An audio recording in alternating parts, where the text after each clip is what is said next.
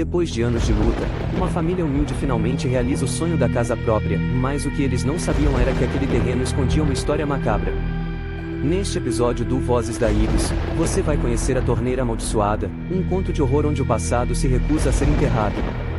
Prepare-se, e feche bem suas torneiras esta noite. E agora, roda a vinheta.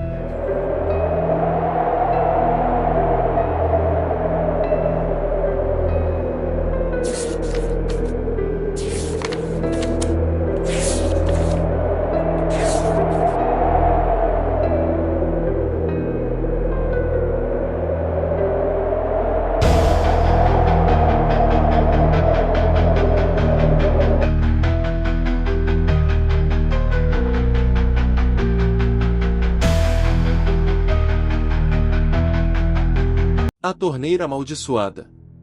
Marli DHF. Sempre fomos uma família humilde, lutando com dignidade por dias melhores.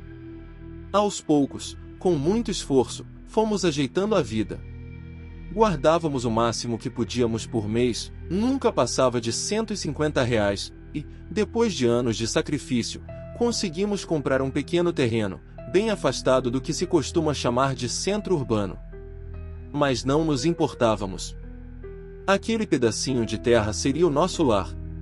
Jamais voltaríamos a pagar aluguel. Cresci ouvindo meus avós dizerem que todo lugar um dia progride, e eu acreditava, mesmo aquele fim de mundo acabaria prosperando. Iniciamos então mais uma batalha, a construção da nossa tão sonhada casa. Trabalhávamos durante a semana e, aos fins de semana, erguíamos com as próprias mãos as primeiras paredes. Em pouco mais de 3 meses, o esboço do nosso lar já ganhava forma, janelas, portas. Tudo era usado, reaproveitado, mas com uma boa lixa e 2 demãos de tinta, tudo se transformava. Logo chamamos a família para encher a laje. Fizemos um churrasco simples, mas cheio de alegria.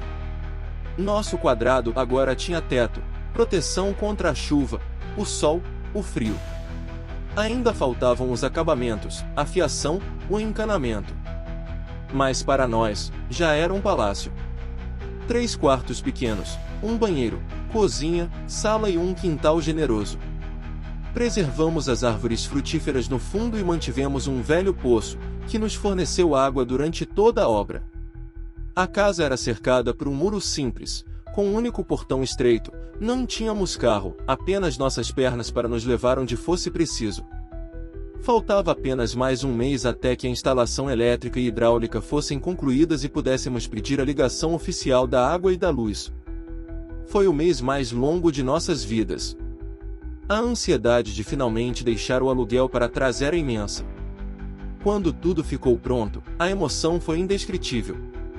A casa ainda estava no contrapiso e no reboco, mas isso não nos incomodava. O acabamento viria com o tempo. Com a água ligada, lacramos o poço com uma tampa pesada, por segurança. Nosso netinho de apenas 4 anos morava conosco, e qualquer descuido poderia ser trágico. No sábado da mudança, quando o caminhão parou em frente à nossa nova casa, uma alegria profunda tomou conta de todos. Era a realização de um sonho. Trabalhamos o dia inteiro sem parar, organizando cada coisa com entusiasmo. Era madrugada quando terminamos, mas estávamos felizes. Tomei um banho quente às 3 da manhã e fui dar um beijo no meu netinho, já adormecido em seu quartinho novo. Sorri, satisfeita, e me deitei. Apesar do cansaço, o entusiasmo era tanto que não conseguia dormir. Às 5 da manhã, ouvi um barulho estranho vindo da cozinha, como se a água tivesse acabado e retornado com força. Levantei de imediato, achando que tínhamos deixado a torneira aberta. Mas, ao chegar à cozinha, encontrei meu netinho de pé diante da pia, olhando fixamente para ela. Nenhuma gota de água saía. Segurei-o com cuidado e percebi que ele ainda dormia. Um episódio de sonambulismo, talvez. Nunca tinha acontecido com ele, mas seu pai costumava ter esses ataques quando era pequeno. Quem sabe fosse algo hereditário. Levei-o de volta para a cama, cobri seu corpinho, fazia muito frio naquela madrugada, e, nesse momento, Ele arregalou os olhos e disse, num sussurro: "Você viu, vovó?"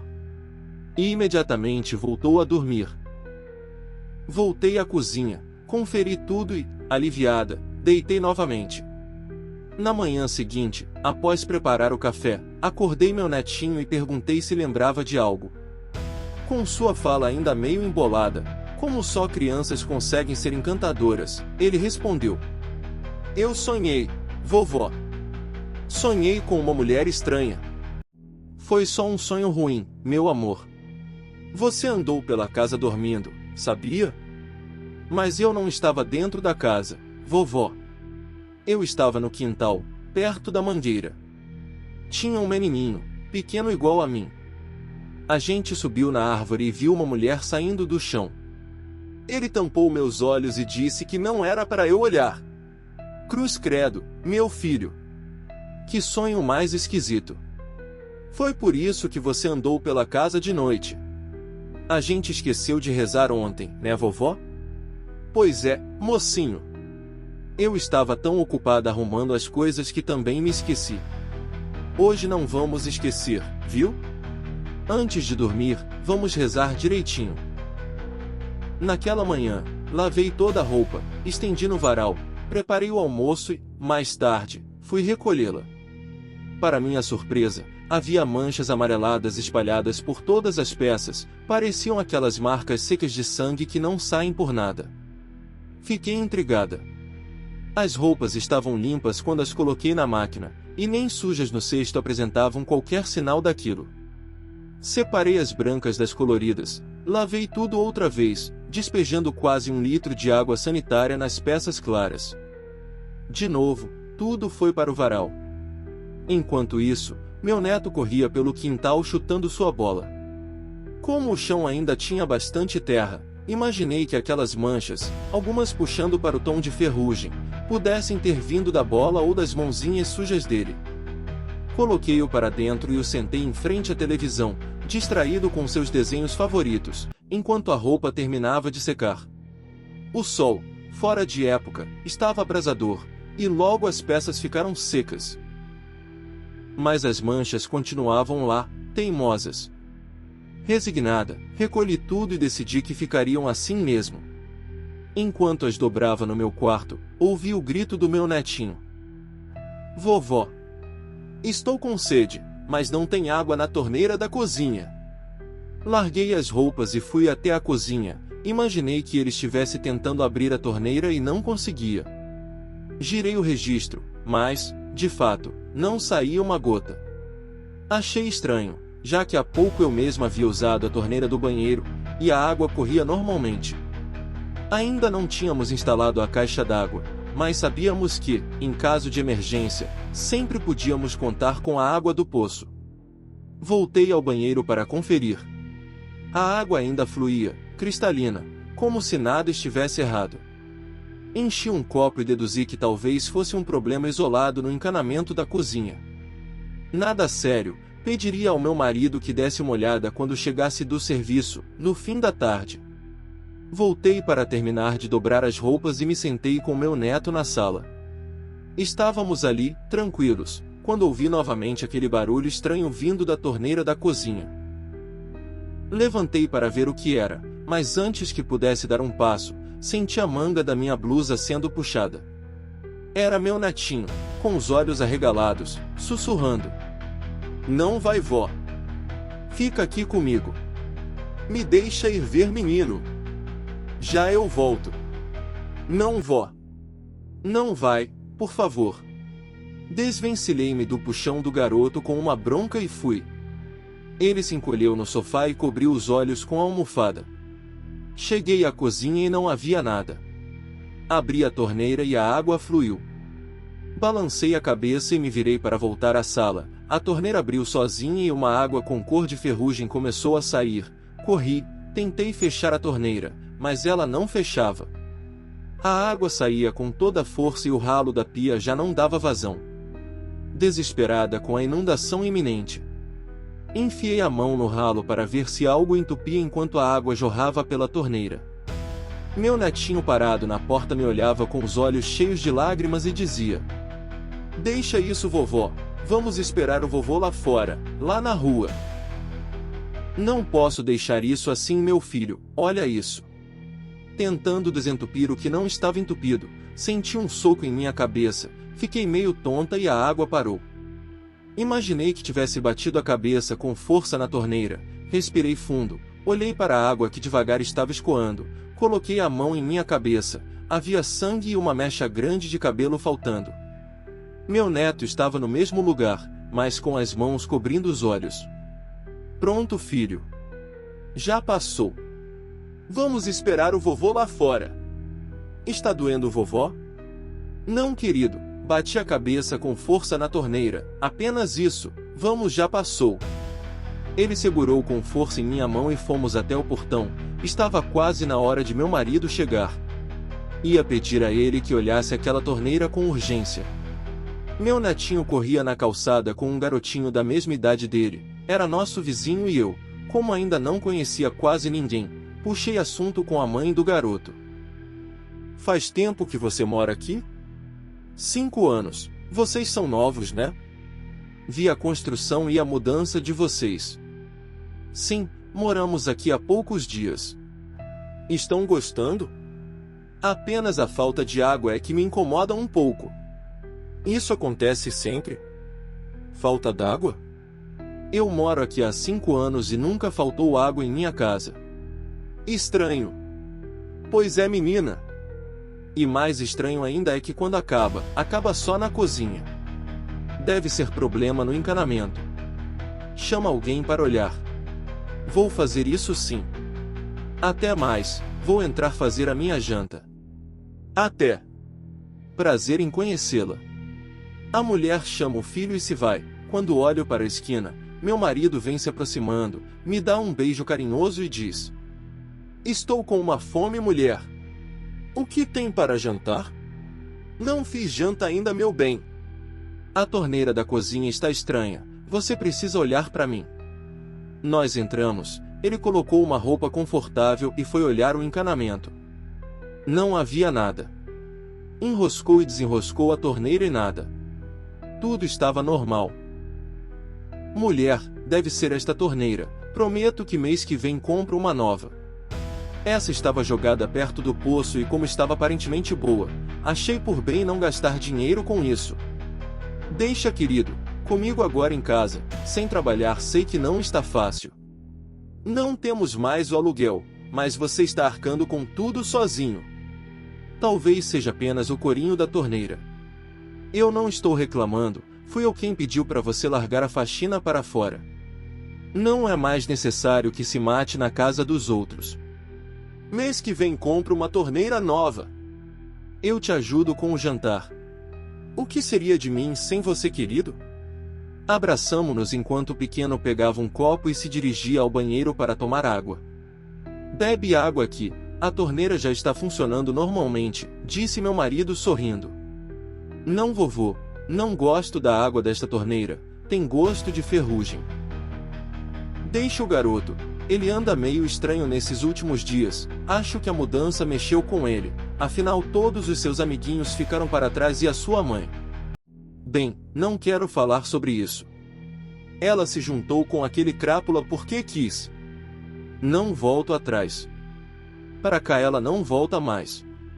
Mesmo que quebre a cara. Eu sei, mas me dói ver o Pedrinho crescer sem a mãe. Foi ela quem escolheu. Escolheu aquele marginal ao invés do filho. Eu e você somos os pais dele.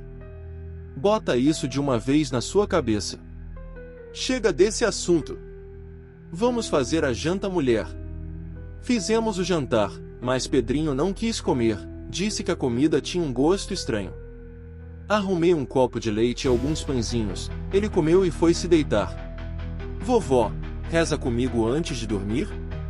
Rezamos como de costume, e Pedrinho adormeceu segurando minha mão. Depois de um tempo, fui para o meu quarto e logo também peguei no sono. Mas, durante a madrugada, algo me despertou. Estiquei a mão no escuro e notei a cama vazia. Estranhei, meu marido nunca se levantava à noite. Então, escutei um barulho vindo da cozinha. Um som seco, como se algo pesado tivesse caído. Corri, assustada. O som da torneira jorrando água preencheu a casa, mas o que encontrei ao chegar me paralisou.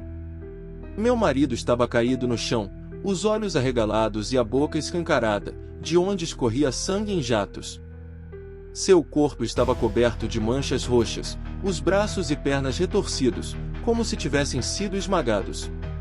A torneira jorrava uma água escura, densa, como petróleo, até que cessou de repente, como se nunca tivesse corrido. Gritei. Um grito tão alto que logo ouvi minha vizinha batendo desesperadamente no portão. Protegi os olhos de Pedrinho com as mãos e o arrastei para fora da casa, gritando por socorro. Em pouco tempo, a rua estava cheia de gente, e os policiais chegaram junto com a ambulância. Mas logo o carro do resgate foi substituído por um do IML. Ele estava morto. Entrei em choque. O mundo desabou sob meus pés. Nada fazia sentido. Quem faria algo tão brutal? A cena parecia saída de um pesadelo. Chamei minha filha, eu precisava dela. Precisava de ajuda. Os dias seguintes foram um tormento. O laudo oficial falava em parada cardíaca e múltiplas fraturas. A polícia não encontrou sinais de arrombamento ou invasão. Logo, eu me tornei a principal suspeita. Meu neto, abraçado a mim, dizia: "Foi a mulher da torneira, vovó." Mas logo era arrancado de perto de mim com brutalidade pela própria mãe, que cuspia. Eu sempre disse que esse menino tem os parafusos frouxos. Igual ao pai. Sem forças para responder, eu me calava. Mas, no fundo, comecei a acreditar no que Pedrinho dizia. A polícia vasculhou cada canto da minha vida, procurando um motivo. Falaram em amante, em seguro de vida, em loucura. Mas não havia nada. Nenhum romance secreto, nenhuma vantagem, apenas uma mulher destruída e um garoto assustado. Passei a vigiar a cozinha dia e noite. A torneira, agora, parecia mais normal do que nunca, o que, por si só, era estranho. Pedrinho se recusava a tomar qualquer coisa que viesse dela, o que rendia broncas severas da mãe. Todas as noites, eu ouvia aquele mesmo barulho, o jorro da água, o eco que não vinha de lugar nenhum. Pedrinho passou a trancar a porta do quarto antes de dormir. E antes de rezarmos, ele sussurrava: "Vovó, nunca vá à cozinha durante a noite." Quando eu o questionava, minha filha debochava: "Vai dar ouvidos para esse menino doido?" "Ah, por favor, mãe." Cansada, e lembrando exatamente por que meu marido a havia colocado para fora junto com aquele traste que ela chamava de marido, um homem inútil, que passava os dias no meu sofá mandando Pedrinho brincar longe para ver futebol, decidi que era hora dela ir embora. Disse que já estava bem, que não precisava mais da ajuda dela. Naquela noite, deixei que Pedrinho dormisse comigo. Há dias eu via o medo nos olhos dele, e não suportava mais sua angústia. Às vezes, ele passava horas olhando fixamente para o poço, sussurrando palavras para ninguém. Algo dentro dele estava se quebrando, e eu não podia permitir. Mais uma vez, na madrugada, o som voltou. O mesmo da noite da morte do meu marido. Acordei em sobressalto. Relutei. Estava com medo. Cada passo da noite anterior voltou à minha mente como um pesadelo reencenado. Mas eu precisava saber. Levantei devagar. O corredor estava escuro. O barulho da água aumentava conforme eu me aproximava da cozinha. Meu corpo inteiro tremia. O ar parecia mais frio. Foi então que senti uma mão segurar meu braço. Virei-me depressa, esperando ver Pedrinho. Mas não era ele. Era uma mulher. Ou o que restava de uma. Seus cabelos eram longos, negros, e pingavam um líquido escuro. Seu rosto em decomposição mostrava uma boca aberta de onde escorria uma gosma negra, espessa como carvão. Os olhos, negros, vazios, me encaravam como se me atravessassem. Na mão, ela carregava uma torneira. A mesma da minha cozinha. E atrás dela, a torneira se arrastava como um animal, contorcendo-se com braços e pernas retorcidos, emitindo sons úmidos, como se alguém jogasse pedras num poço fundo demais. Um eco estranho, molhado, impossível de descrever. Eu gritei. A luz se acendeu de repente. Pedrinho estava na porta, imóvel. Vovó, você a viu? Eu o abracei. Sim, meu querido. Eu a vi. Fique em seu quarto, preciso ir até a cozinha. Não, vovó, fique comigo. Venha atrás de mim, mas não abra os olhos. Agarrado ao meu penhoar e com os olhos bem fechados, Pedrinho me seguiu até a cozinha. O que vimos ali foi algo que nenhuma alma deveria presenciar. Minha filha e seu marido estavam caídos no chão, com os corpos arroxeados e retorcidos, os olhos arregalados de puro terror e um sangue espesso e escuro escorrendo por suas bocas escancaradas. Acima deles, a torneira se fechava lentamente, sozinha. Tomei Pedrinho nos braços e corri. Ao passar pelo quintal, por um instante, ouvi o som pesado da tampa do poço se movendo. Travei. Sabia o que havia escutado, mas não tive coragem de olhar. Gritei por socorro, mais uma vez. Logo, os faróis cortavam a madrugada enquanto a viatura da polícia e o carro do IML paravam, um após o outro, em frente ao meu portão. Eu e Pedrinho tremíamos feito vara verde. Não havia forma racional de explicar o que tínhamos presenciado. Se eu falasse a verdade, seria taxada de louca. E pior, além de suspeita de assassinato, meu neto poderia ser tirado de mim e jogado num orfanato. Ele não tinha mais ninguém no mundo, só a mim. Um dos investigadores, mais velho que o anterior, aproximou-se com expressão séria. Havia algo estranho em seu olhar. Algo que me dizia que ele sabia mais do que parecia. A senhora consegue me explicar o que aconteceu aqui esta noite?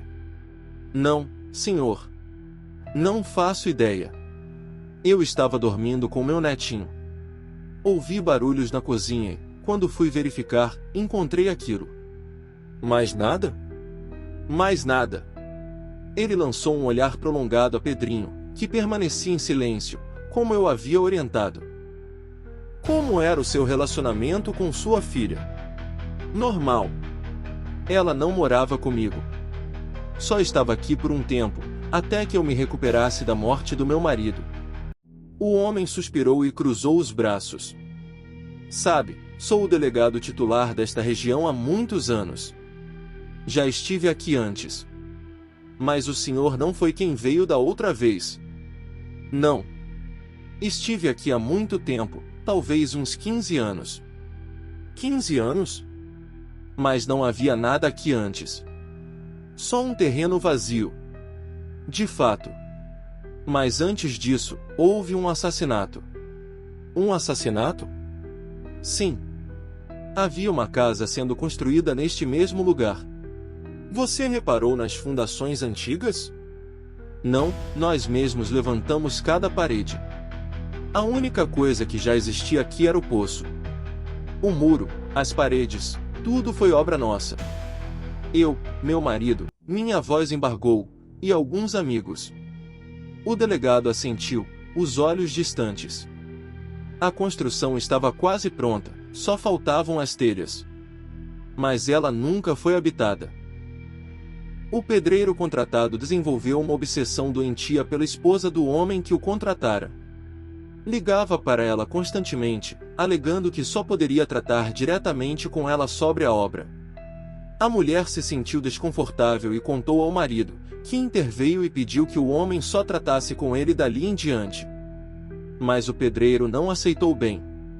Respirei fundo, já pressentindo onde aquilo ia dar. Numa noite, sabendo que o patrão viajara, ele ligou para a mulher dizendo que havia um problema grave na construção e que precisava vê-la com urgência. Ela veio. Quando chegou, foi encurralada, violentada, bem ali, na cozinha. O filho dela, ainda pequeno, assistiu a tudo. No desespero, ela arrancou a torneira da parede para se defender. Tentou atingir o agressor, mas ele a desarmou e a espancou com a própria torneira. Ainda viva, Ela e o menino foram jogados no poço. Ambos morreram ali dentro. O crime foi descoberto algum tempo depois. O marido, inconsolável, demoliu o que havia da casa e vendeu o terreno. E só agora, depois de tantos anos, alguém voltou a construir aqui. Fiquei em silêncio, estarrecida. Tudo fazia sentido agora. A mulher da torneira. Os sons do poço. Os olhos negros. A água escura. Só podia ser ela. Mas quem acreditaria em mim? Engoli as palavras, contendo o horror. Eu sabia o que precisava ser feito: aterrar o poço e arrancar aquela torneira maldita da parede. Apenas olhei para o delegado e, com voz baixa, perguntei: "O nome da criança, você ainda se lembra?" Se eu não me engano, chamava-se Isaías.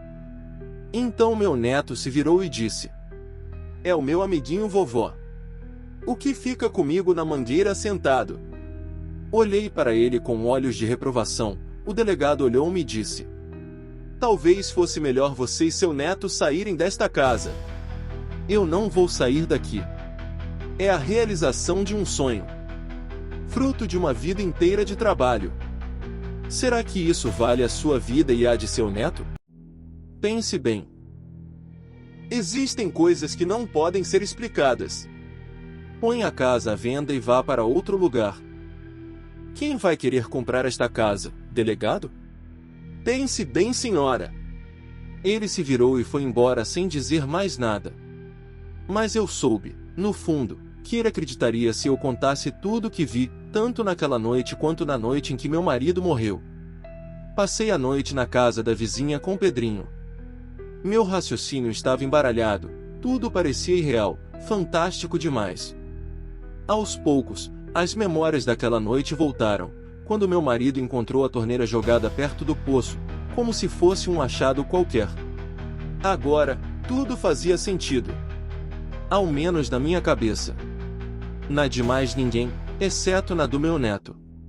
Eu não ia perder essa batalha para um fantasma. Não mesmo. O poço seria soterrado, e a torneira arrancada da parede e lançada bem longe da minha vista. Assim que amanheceu, pedi à vizinha que cuidasse do Pedrinho por algumas horas. Saí decidida a resolver aquilo de uma vez por todas. Sem a torneira, aquela mulher não teria como voltar para dentro da minha casa. Ao chegar, estava tudo em silêncio. A primeira coisa que fiz foi verificar o encanamento. Notei que era diferente dos demais, ele não vinha da rua, mas ia direto até o poço. Por algum motivo, meu marido havia feito o encanamento da cozinha com água vinda apenas dali. Talvez pensasse em garantir abastecimento mesmo sem água da rua. Ele sempre foi cuidadoso com os detalhes. Só nunca imaginou o que aquilo traria para dentro da nossa vida. Fui até o quintal e comecei a cavar feito uma desesperada, tentando localizar o cano que ligava o poço à cozinha. Finalmente o encontrei, perto da borda do poço. Com uma marreta, comecei a golpeá-lo. O sol já se punha e a escuridão tomava conta do quintal, mas eu não ia parar. Quanto mais batia, mais barulhos ouvia do poço, e a tampa, pesada, começou a se mover. Não sei de onde tirei coragem, mas continuei golpeando com mais força. Um fedor pútrido começou a subir, e então a vi. Aquela coisa deformada rastejava em minha direção com uma rapidez assustadora. Corri para dentro da casa e fui direto até a cozinha. Tentei desenroscar a maldita torneira da parede, mas parecia colada com cimento. Ela não se movia. Em questão de segundos, a mulher estava ali, diante de mim. Seus olhos eram 2 buracos negros, imóveis. Com uma força que não sabia que possuía, consegui arrancar a torneira da parede e a golpeei com ela. Ela se dissolveu no ar como uma nuvem de fumaça escura. Corri de volta ao quintal e continuei a destruir o cano com a marreta. O mesmo som que ouvi quando meu marido morreu ecoava de dentro do poço, como se algo ali dentro estivesse se remexendo, ganhando vida. Foi então que o vi, um garotinho, sentado num dos galhos da mangueira, me observando. Seus olhos, tão negros quanto os da mulher, choravam um líquido escuro, espesso. Sua boca entreaberta lembrava dos que haviam morrido, minha filha, meu genro, meu marido. Fiquei paralisada. Um sentimento inesperado me atravessou, piedade. Aquele menino, pequeno como Pedrinho, havia sido massacrado sem chance alguma. Fiquei imóvel por um segundo. Nesse momento, a marreta que eu usava se ergueu sozinha. Um único golpe bastou para me lançar longe. Caí no chão, gemendo de dor. Quando abri os olhos, ela estava ali, parada à minha frente. Mas não tinha marreta nas mãos, tinha a torneira. Passava o objeto pelo próprio corpo, enfiando nas feridas, girando, se contorcendo de dor. E me olhava fixamente. Eu sabia. Aquele era o fim. Só pensava em Pedrinho. Gritei com tudo que restava de meus pulmões quando senti o primeiro impacto da torneira em meu corpo. E então, abri os olhos. Estava em uma maca de ambulância. Pedrinho me olhava, assustado, mas vivo. Ela não havia me matado, mas havia deixado um aviso muito claro: aquela casa era dela. E não importava o quanto eu lutasse, ela sempre voltaria. Ela e o filho. A casa foi demolida. Voltei a pagar aluguel. Mas nunca vendi o terreno.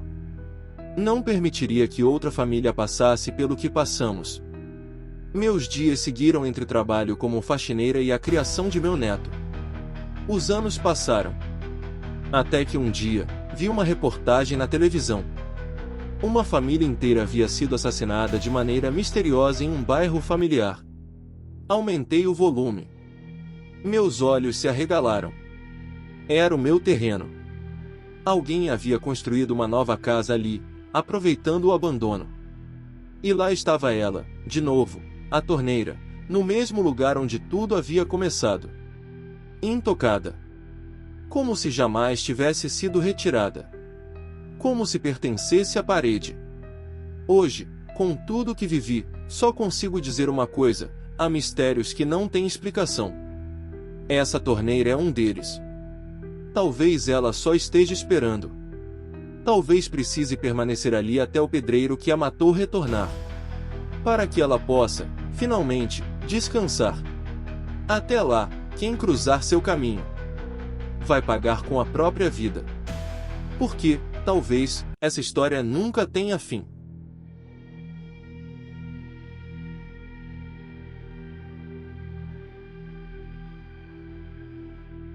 Obrigado por assistir ao nosso canal. Vozes da Ibis, contos e mistérios te aguarda para a próxima história. E não se esqueça, o link para adquirir os livros da Ibis está na descrição do nosso canal. Até breve.